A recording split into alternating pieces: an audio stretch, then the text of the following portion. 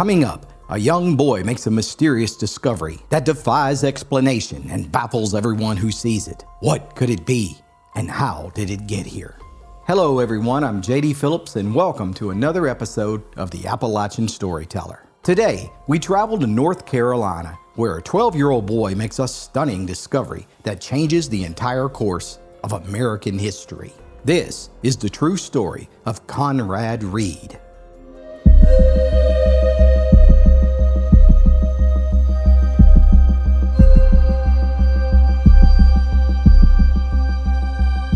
The warm summer breeze caused the chestnut and the maple trees to gently sway back and forth in the dense forest.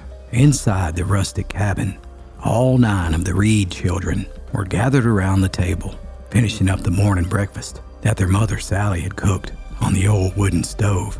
"Ma, can I stay home from church today?" the oldest boy, Conrad, asked. "Of course not. What in the devil's gotten into you? It's Sunday, and I aim to see each of my young'uns in the Lord's house," the mother replied. The boy's father, John, continued chewing on his bacon and listened intently to the conversation from the other end of the table. "I know, Ma, but please, you know I don't ever miss church. But I'm really itching to try out that new bow and arrow that Pa made me last week. And we've been working in the fields from sunup to sundown every day, and I ain't even had a chance to target practice with it. Can I please just stay home just this once, Ma?" The boy's father spoke. "The boy's right. I was studying the clouds over the last few days, and there's fall and weather coming tomorrow, and I reckon it's going to rain pert near every day for the next few days. Let the boy get some practice with the bow. Maybe you might even be able to catch a squirrel for supper tonight."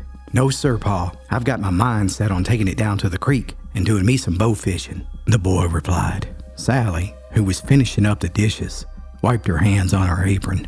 "Well, all right, I reckon. But if you're staying home, you'll have to tend to your younger brother and your sisters, too. I suppose it might be nice for your Pa and I to have a little time to ourselves for a change." Just like that, the family finished up their morning grub as their Pa hitched the horses to the wagon. "They'll be preaching 2 services today, and I hear there's a fella from Dry Cove coming to speak. Your Ma and I will be back before supper tonight."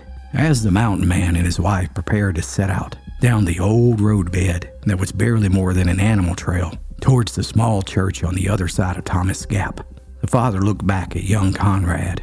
"All right, son, I'm counting on you to catch us some fish for supper tonight with that bow. Now don't let me down." "Yes, sir, Pa," the young Conrad replied. "I aim to catch us a whole mess of them. You'll see." No sooner than the wagon turned the bend and was out of sight, Conrad grabbed his new bow and he turned to leave when his little sister said, "Ma said you got to take us with you." "I ain't taking you young'uns with me. You'll scare all the fish off."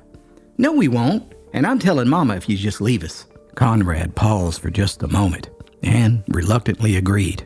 "All right, but y'all are going to have to swim on the lower end of the creek. I'm going to practice with my bow up at that deep pool where we saw that fat fish the last time we were there."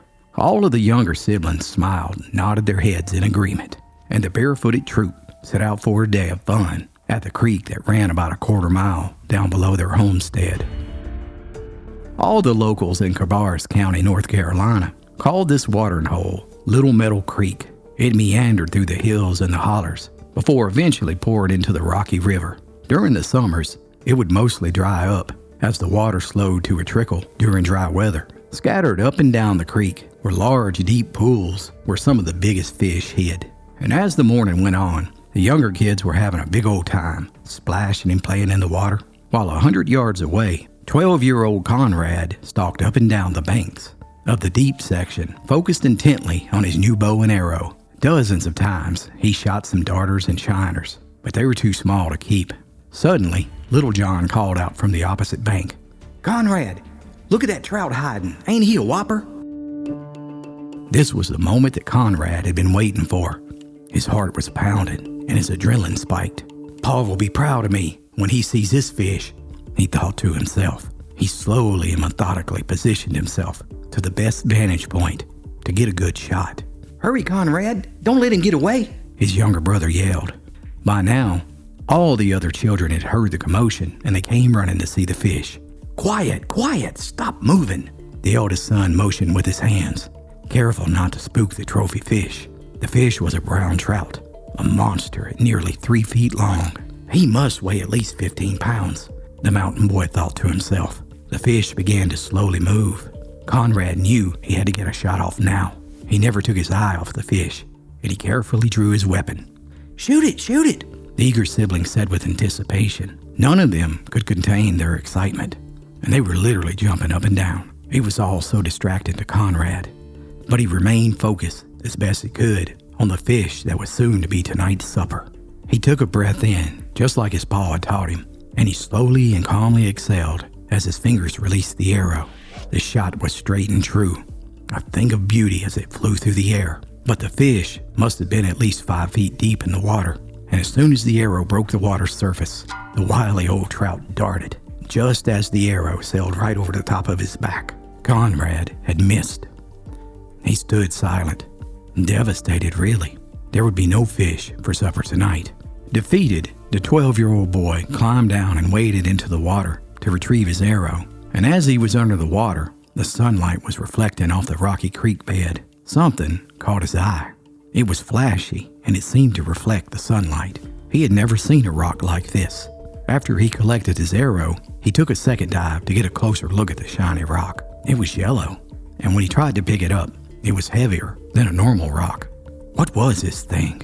He managed to drag it out of the water, where all the children gathered around looking at it. It was the strangest rock any of them had ever seen. "I'm going to take it home. Paul will know what it is."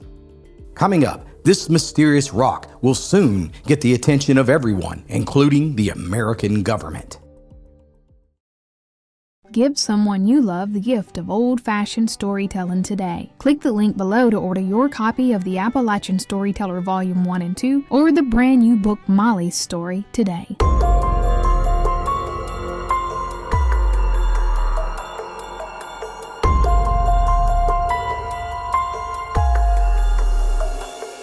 That evening, the boy showed the rock to his father. The rugged mountain man was puzzled. He had never seen anything like it. It was about the size of a grown man's shoe and was a strange yellow. "I think it's some kind of metal, but I'm not sure. I'll take it down to Johnson's Bend in the morning and see what old man Anderson knows about it." The next morning, just as John Reed had predicted, it was raining. But he remained curious about the yellow, heavy object that his boy had found in the creek. So he paid a visit to the local silversmith. Yet he too was baffled by it. The old man placed the mysterious item on his scales. "It's most certainly metal, and it weighs over 17 pounds. But I hate to tell you, it ain't worth nothing. Just something pretty to look at." Satisfied with the expert opinion of the silversmith, John Reed took the yellow piece of metal back home. When he walked onto the porch of the crude cabin, out of the rain, he took one last look at the yellow object and placed it in front of the creaking cabin door that would always swing open. Just like that, it became a doorstop to hold the creaking door open, where it would remain for the next 3 years.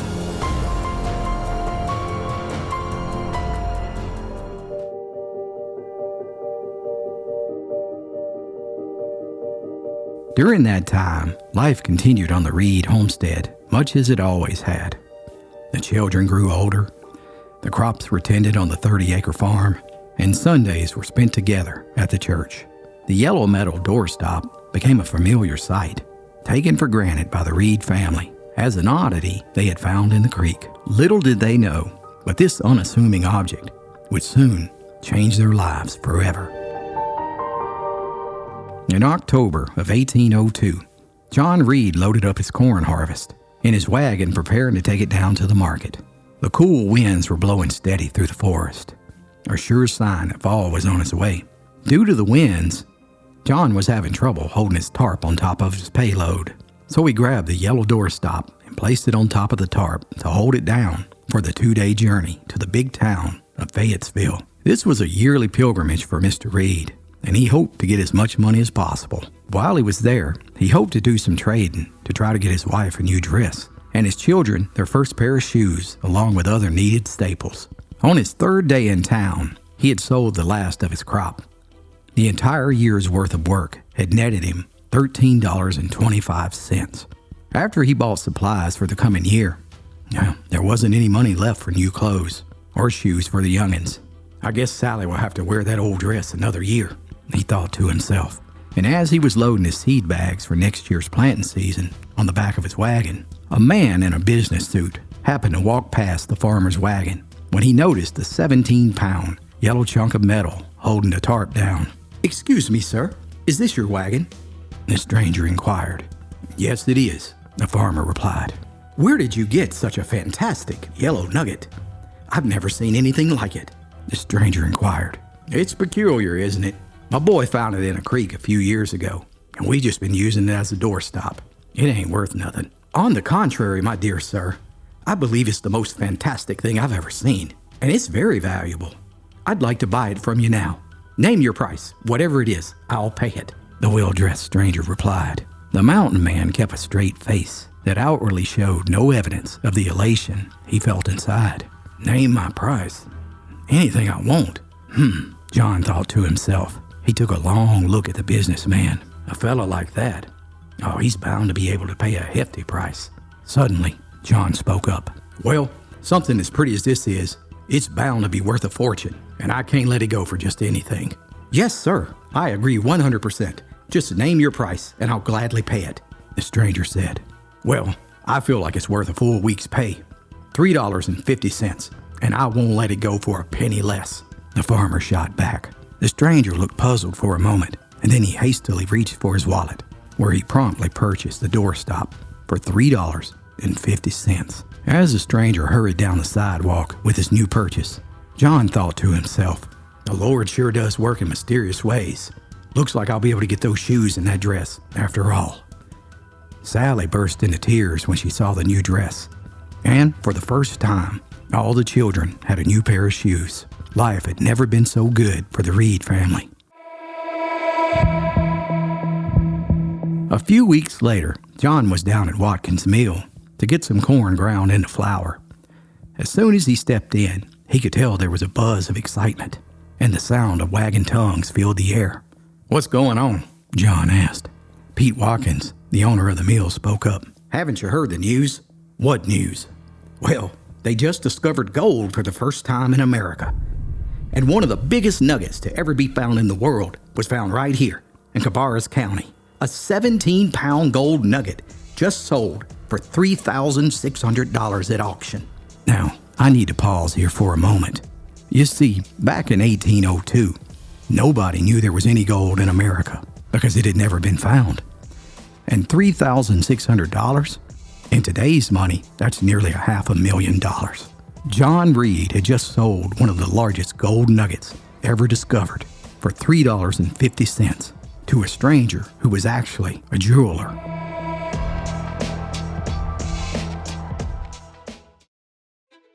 John quickly saddled his horse and rode back to Fayetteville, where he confronted the jeweler for ripping him off.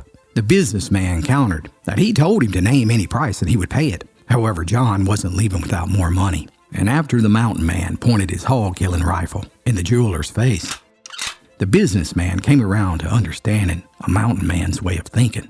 So he took $1,000 out of his safe and paid John Reed. John quickly returned home. The next morning at sunrise, his son Conrad led him to the exact spot where he had found the golden nugget.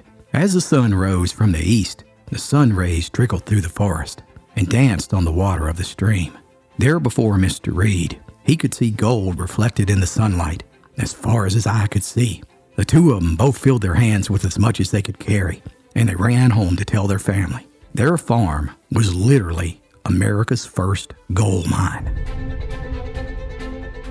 John used the $1,000 to purchase mining equipment, and for the next 50 years, Reed's gold mine produced so much gold that the President of the United States, Thomas Jefferson, set up the Treasury Department headquarters in North Carolina, where the gold was printed into coins. Not only did the Reed family become wealthy, for the first time in history, America had its own gold supply, and it moved further away from the dependence on European countries. Many more spectacular finds were made at this mine, including a 28-pound gold nugget, which at the time was the third largest nugget ever found in the world. Gold was the second leading export of North Carolina for decades, only behind farming. Folks flocked to the Appalachian Mountains from all over the world during the gold rush. Ironically, today, most folks believe that gold was first discovered in California, But the fact is, America's first gold rush took place in North Carolina, a full half century before gold was ever thought of in California. And to think, it all started with a 12-year-old boy who wanted to skip Sunday school and practice shooting his new bow and arrow at a mysterious doorstop. That's right. Reed's gold mine was America's first gold mine, and soon many men would be employed here, where many fantastic discoveries were made. I mentioned earlier about a 28-pound nugget that was discovered at Reed's gold mine. Now, that nugget was odd-shaped and had a peculiar walnut shape protruding out of the side of it. And as a thank you to the man who found the chunk of gold, Mr. Reed told him that he could break the walnut portion off and keep it as a reward. Now, although that walnut weighed in at nearly a pound of solid gold, the only tool that the worker had to break the nugget off was his dinner fork. And in the worker's eyes, it was far too risky to damage his fork. So he politely declined the chunk of gold that was worth thousands of dollars. How about that? Well, in the words of a childhood hero of mine, now my friends, you know the rest of the story. Thanks so much for watching, and I look forward to reading your comments below. Till next time, my friends, be sure to like and subscribe for more true stories from Appalachia's past.